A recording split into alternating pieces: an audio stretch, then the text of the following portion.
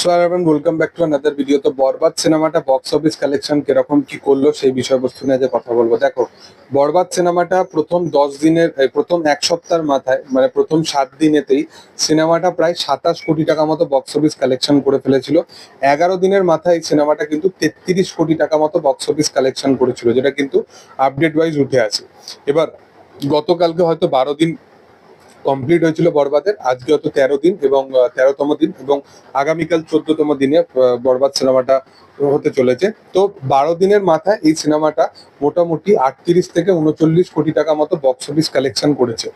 এবার কেন বলছি, গতকালকেও কিন্তু হিউজ নাম্বারের একটা বলতে পারো অ্যামাউন্ট কিন্তু উঠে আসবে বরবাদের ক্ষেত্রে। তার পিছনে রিজনটা হচ্ছে বরবাদের বক্স অফিস কালেকশনটা কিন্তু গতকালকে কিন্তু হিউজ লেভেলের ছিল। মানে গতকালকে তোমরা জানো যে ফ্রাইডে ছিল, এবং যেহেতু ফ্রাইডে ছিল তো বাংলাদেশের সিনেমা হল মার্কেটে বা সেই ইন্ডাস্ট্রিতে সেই ফ্রাইডেটাকেও একটা উইকেন্ড হিসাবে কনসিডার করা হয়।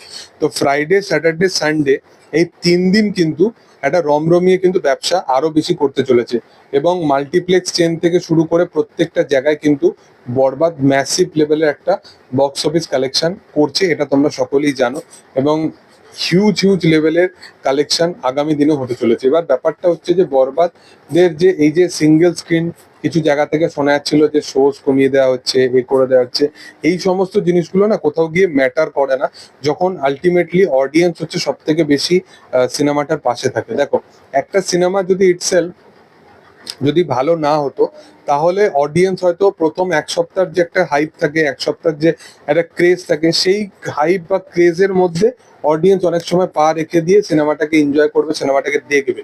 বাট একটা ম্যাটার অফ টাইমও থাকে সবার হাতে, এবং সেই লিমিটেড টাইমের মধ্যে যখন বরবাদ নিজেকে সাবিত করে ফেলেছে, মানে যখন নিজেকে প্রপার ভাবে প্রমাণ করে দিয়েছে যে আমরা বেটার কিছু ডেলিভার করেছি এবং অডিয়েন্স এর আগে বুঝতে পেরে গেছে, তখন কিন্তু আর বরবাদকে কেউ আটকাতে পারবে না।